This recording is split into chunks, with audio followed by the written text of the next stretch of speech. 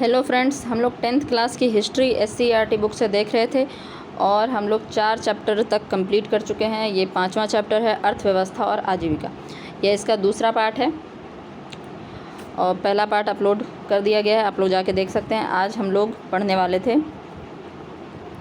उपनिवेशवाद। यहाँ तक कंप्लीट हो चुका था, अब हम लोग उपनिवेशवाद। चलिए, उपनिवेशवाद। मशीनों के आविष्कार तथा फैक्ट्री की स्थापना से उत्पादन में काफ़ी वृद्धि हुई। तो मशीन जैसे जैसे बढ़ने लगे, फैक्ट्रियाँ बनने लगी, उत्पादन में बहुत ज़्यादा वृद्धि होने लगा। उत्पादित वस्तुओं की खपत के लिए ब्रिटेन तथा आगे चलकर यूरोप के अन्य देशों को, जहाँ कारखानों की स्थापना हो चुकी थी, बाज़ार की आवश्यकता थी।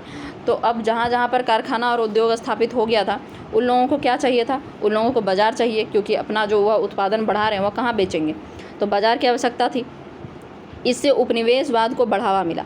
इससे क्या, किसको बढ़ावा मिला? उपनिवेशवाद को।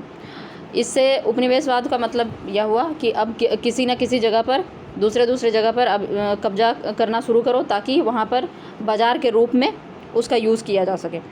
इसी क्रम में भारत ब्रिटेन का एक विशाल उपनिवेश के रूप में उभरा। संसाधन की प्रचुरता ने उन्हें भारत की तरफ व्यापार करने के लिए आकर्षित किया। तो संसाधन बहुत ज़्यादा था यहाँ पर, मतलब कि कच्चा माल बहुत आराम से उपलब्ध हो रहा था, बाज़ार भी मिल जा रहा था। भारत सिर्फ प्राकृतिक एवं कृत्रिम संसाधनों में ही संपन्न नहीं था, बल्कि यह उनका एक वृहद बाज़ार भी साबित हुआ। तो एक बड़ा बाज़ार के रूप में भी साबित हुआ। 18वीं शताब्दी तक भारतीय उद्योग विश्व में सबसे अधिक विकसित थे। 18वीं शताब्दी तक क्या हो रहा था? भारत के जो उद्योग थे, जो भी यहाँ पर कुटीर उद्योग, लघु उद्योग था, वह विश्व में सबसे अधिक विकसित थे। भारत विश्व का सबसे बड़ा कार्यशाला था, जो बहुत ही सुंदर एवं उपयोगी वस्तुओं का उत्पादन करता था। जब मशीनों का आविष्कार नहीं हुआ था, तब भारतीय हस्तकला, शिल्प उद्योग तथा व्यापार पर ब्रिटिश नियंत्रण कायम था। तो जब तक मशीनों का आविष्कार नहीं हुआ था, मशीनीकरण नहीं हुआ था, तब तक भारतीय हस्तकला पर, शिल्प उद्योग पर और व्यापार पर, सभी चीज़ों पर ब्रिटेन का नियंत्रण था। शिल्पकारों को दी जाने वाली मजदूरी इतनी कम होती थी कि कई बार उन्हें न्यूनतम जीवन निर्वाह योग्य मजदूरी भी नहीं दी जाती थी। अंग्रेज व्यापारी एजेंट की मदद से यहाँ के कारीगरों को पेशगी की रकम देकर उनसे उत्पादन करवाते थे। यानी कि अंग्रेज क्या करते थे, उस तरह के जो लोग थे, जो हस्तकला, शिल्प उद्योग, इस तरह के लोग, उन लोगों को बहुत कम रकम देके, बहुत कम मजदूरी पे, इतना कम कि वह जीवन निर्वाह भी ना कर सके, इतना कम मजदूरी पर काम करवाते थे। ये एजेंट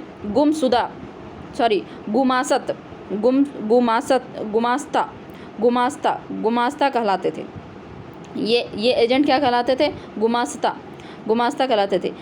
ये गुमास्ता शिल्पकारों के सामान भी मनमाने दामों पर खरीदते थे और उनका निर्यात इंग्लैंड करते थे। तो ये गुमास्ता क्या करते थे? शिल्पकारों से बहुत ही कम दाम पे चीज़ों को खरीदते थे और उसको इंग्लैंड निर्यात कर देते थे।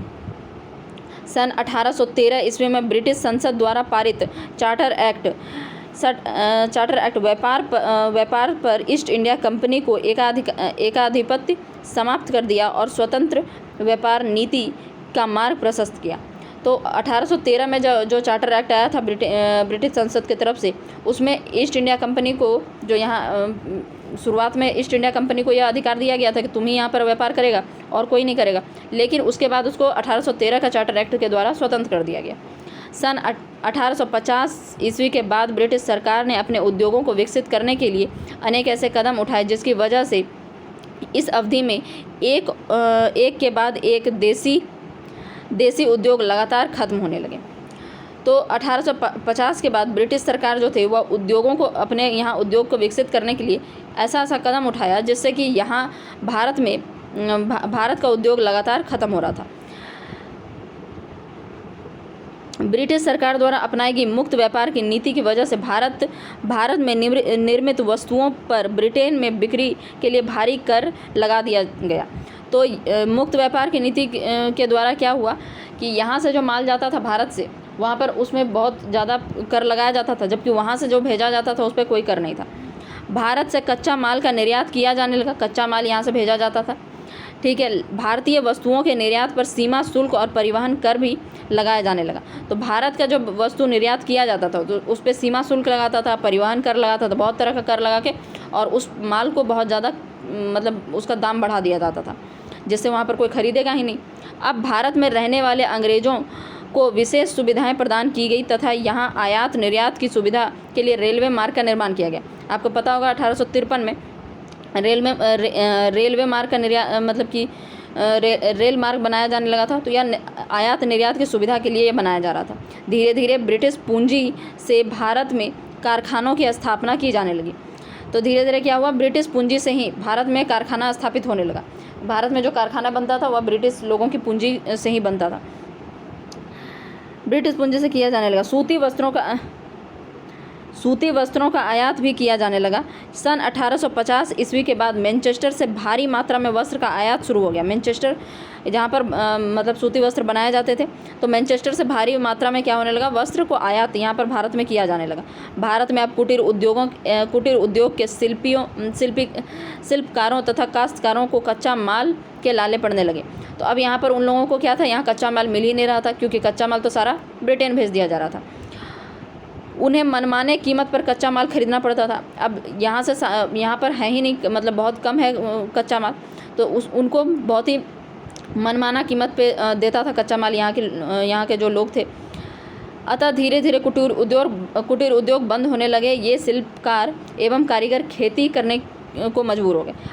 अब कच्चा माल मिल ही नहीं रहा था, बहुत ज़्यादा उसका मतलब दाम था, और उससे जब बनेगा उत्पाद भी बनेगा तो उसका भी बहुत ज़्यादा कीमत रहेगा, जिससे कि आप ब्रिटेन से जो माल आ रहा है उससे आप मतलब कि कंपेयर करेंगे तो बहुत ज़्यादा ही बढ़ा हुआ मतलब प्राइस रहेगा।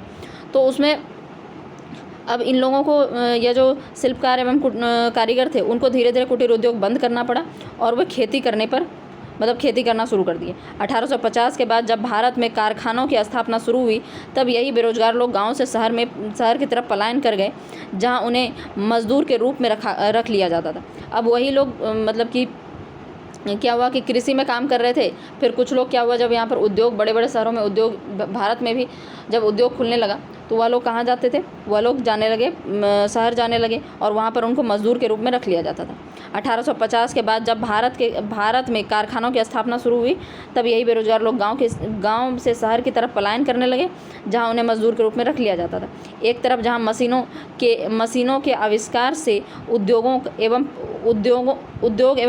उत्पादन में वृद्धि कर औद्योगिकरण की प्रक्रिया की शुरुआत की थी, वहीं भारत में कुटीर उद्योग बंद होने के कगार पर पहुंच गए थे।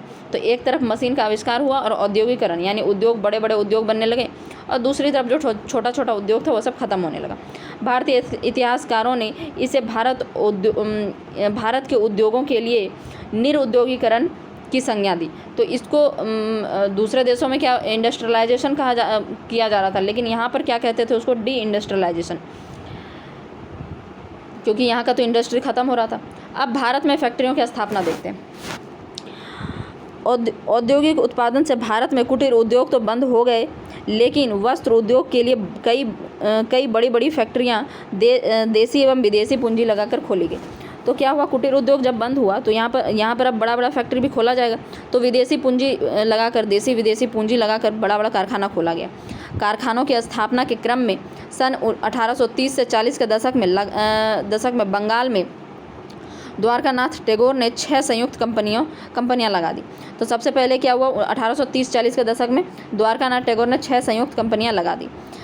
सर्वप्रथम सूती कपड़े मिल की नींव 1851 ईस्वी में बम्बई में डाली गई।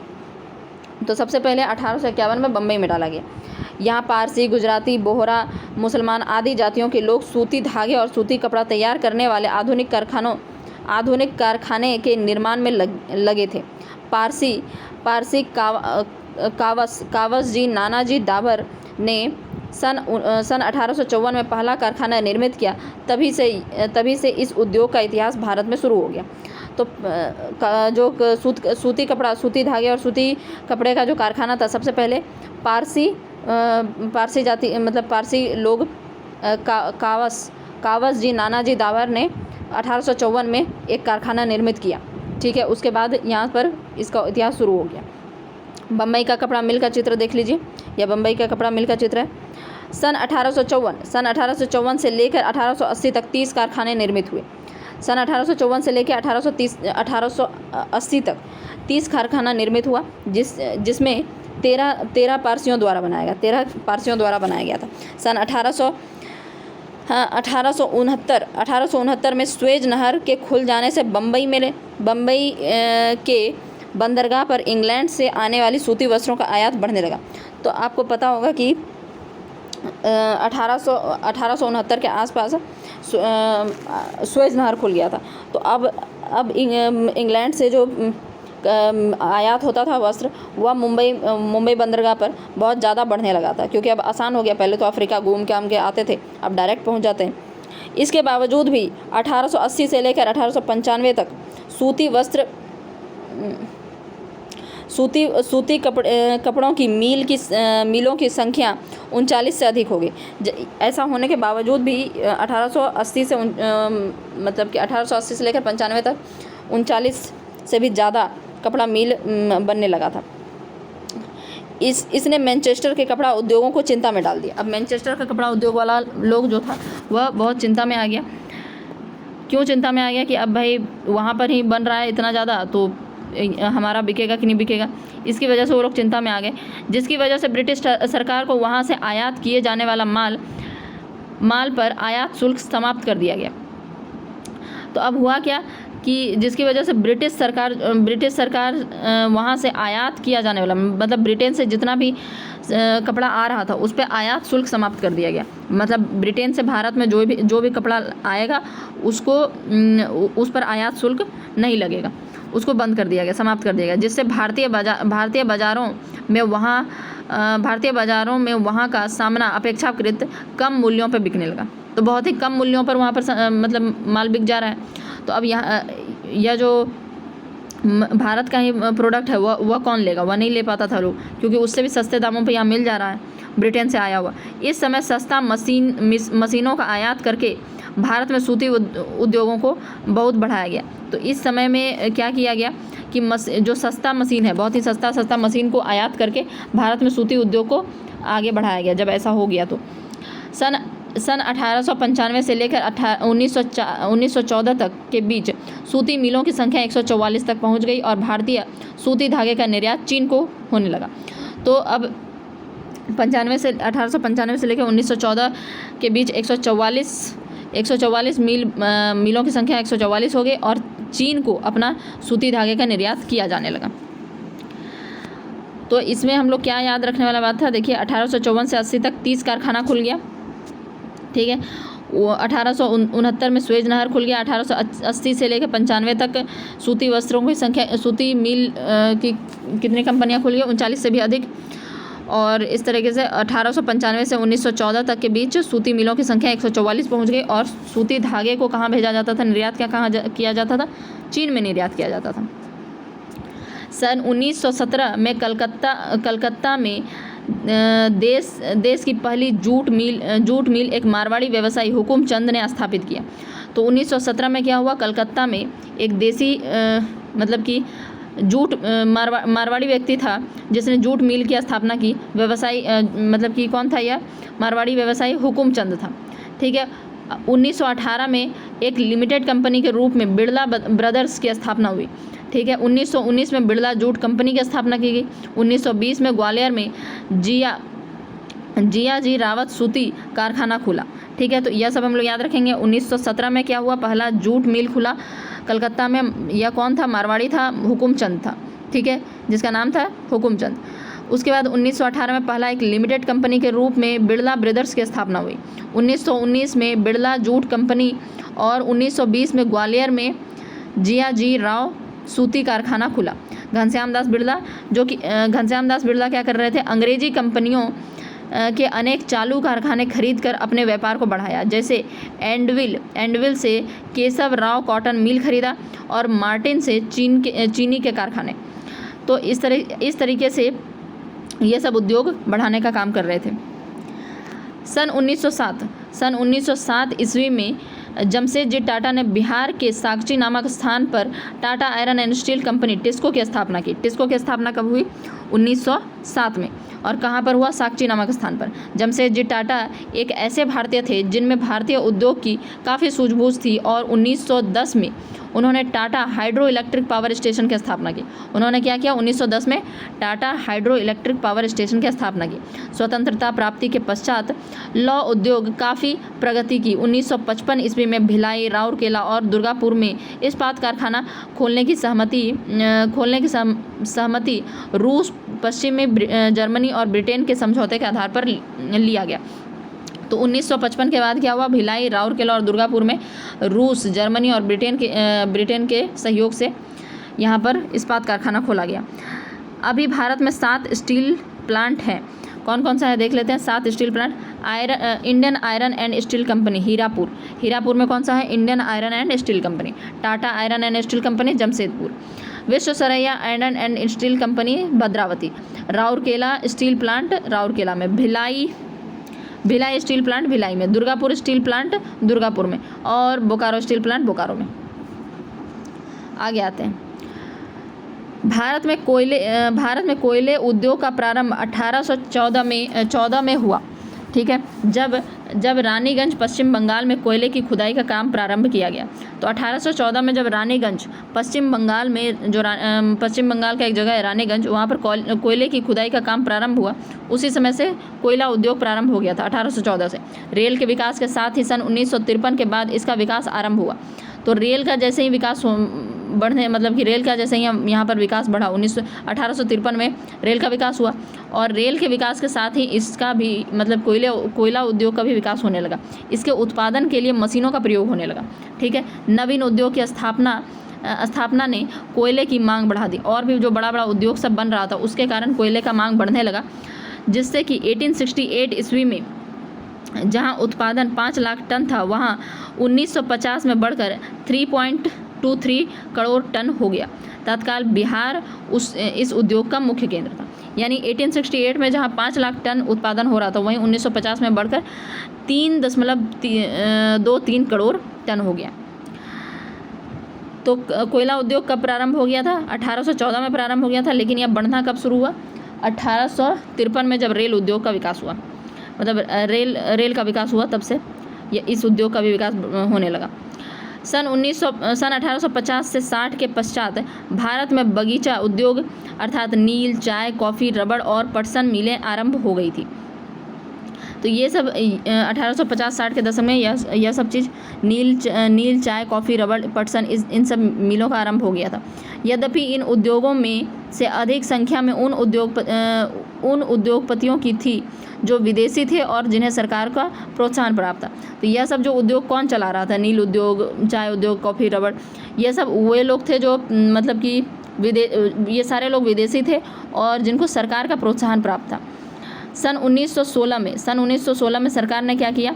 एक औद्योगिक आयोग नियुक्त किया ताकि भारतीय उद्योग तथा व्यापार के भारतीय वित्त से संबंधित प्रयत्नों के लिए उन क्षेत्रों का पता लगाया जाए जिससे सरकार सहायता दे सके। यानी 1916 में एक औद्योगिक आयोग नियुक्त किया गया जिससे वह पता लगा सके कि कौन कौन सा अच्छा ठीक का व्यापार हो सकता है, ऐसा, और सरकार उसको सहायता देकर उसको और बढ़ा सकती है।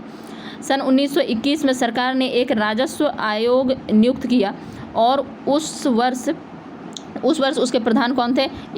श्री इब्राहिम रहमतुल्लाह। 1921 में क्या हुआ? राजस्व आयोग नियुक्त किया गया और श्री इब्राहिम रहमतुल्लाह इसके प्रधान थे। इसके तहत 1924 में टीन उद्योग, कागज़ उद्योग, केमिकल उद्योग, चीनी उद्योग आदि की स्थापना की गई और ये सब स्थापना करके सरकार इसको सहयोग कर रही थी। 1930 के दशक में सीमेंट उद्योग और शीशा उद्योग की भी स्थापना हुई। आगे देखते हैं हम लोग।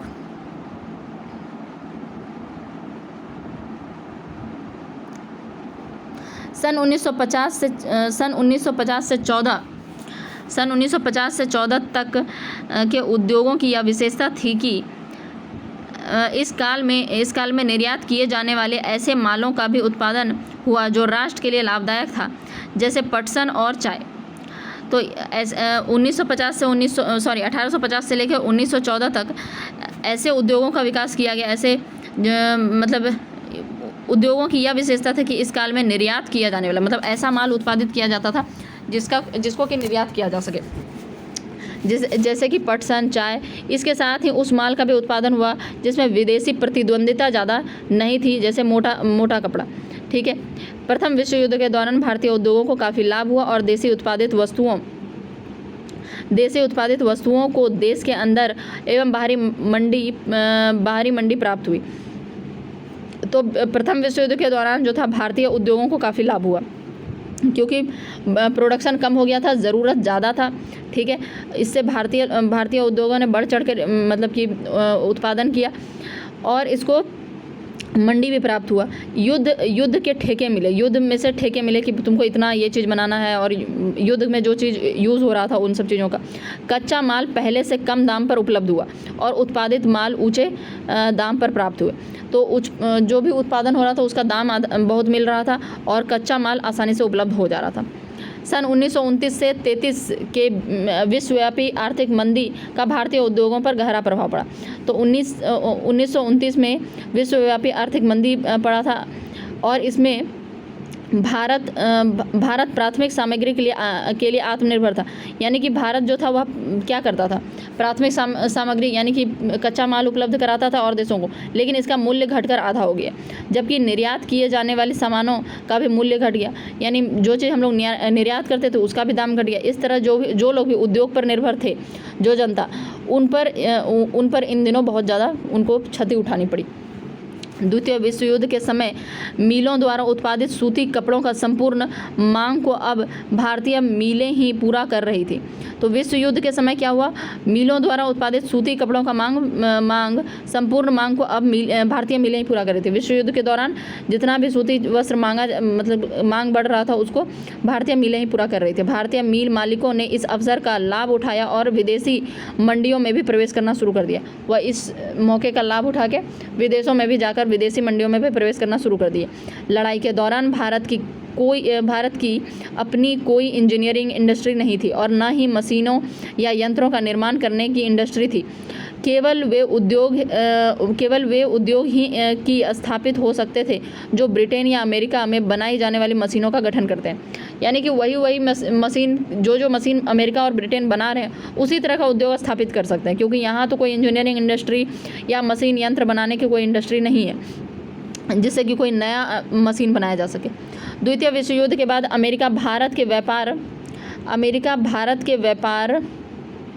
व्यापार का मुख्य साझेदार हो गया। वह भारत को अब उपयोगी सामान देने लगा और भारत से कच्चा माल मांगने लगा। तो द्वितीय विश्व युद्ध के बाद क्या हुआ, अमेरिका और भारत का मतलब कि व्यापारिक साझेदारी बढ़ने लगी, क्योंकि अमेरिका क्या करता था, अमेरिका जो भी भारत के लिए उपयोगी सामान था वह उसको देने लगा और भारत उसको कच्चा माल प्रोवाइड कर रहा था। यह कोई आश्चर्य की बात नहीं थी, क्योंकि युद्ध के समय में वहाँ की उत्पादन क्षमता में काफ़ी वृद्धि हुई थी। युद्ध के समय में अमेरिका में भी बहुत ज़्यादा वृद्धि हुआ तो उत्पादन क्षमता में। प्रथम विश्व युद्ध के पहले तक यूरोपीय कंपनियां व्यापार में पूंजी लगाती थी। प्रथम विश्व युद्ध के पहले क्या होता था, यूरोप की जो कंपनियां थी वह भारत में पूंजी लगाकर और कंपनी खोला करती थी। यह प्रबंधकीय एजेंसियों के द्वारा होता था, जो उद्योगों पर नियंत्रण भी रखती थी। अब वह अगर पूंजी लगा रहा है तो वह उसमें उस उद्योग पर नियंत्रण भी रखेगा। इसमें बर्ड हिगलर्स एंड कंपनी, एंड्रयूल और जार्डिन स्किनर एंड कंपनी। तो ये सब बर्ड हिगलर्स एंड कंपनी, एंड्रयूल और जार्डिन स्किनर एंड कंपनी, ये सबसे बड़ी कंपनियां थी। तो यह कंपनी का थोड़ा नाम डिफिकल्ट था, आप पढ़ लीजिएगा अपने से। यद्यपि भारत में 1895 में पंजाब नेशनल बैंक, 1906 में बैंक ऑफ इंडिया, 1907 में इंडियन बैंक, 1911 में सेंट्रल बैंक, 1913 में द बैंक ऑफ मैसूर तथा जॉइंट स्टॉक बैंकों की स्थापना हुई। ये बैंक भारतीय उद्योग के विकास में सहायता करते थे।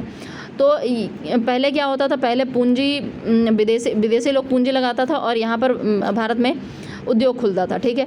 लेकिन अब क्या हुआ, धीरे धीरे 1895 में पंजाब नेशनल बैंक, 1906 में बैंक ऑफ इंडिया, 1907 में इंडियन बैंक, 1911 में सेंट्रल बैंक, 1913 में द बैंक ऑफ मैसूर और जॉइंट स्टॉक बैंक, इस तरह की बैंकें खुलने लगी और इससे क्या हुआ कि ये सब लोग सब जगह से पैसा लेकर और मतलब कि ये बैंकें पूंजी लगाती थी, ठीक है। और इससे भारतीय उद्योग को विकास मतलब भारतीय उद्योगों का विकास बढ़ने लगा था।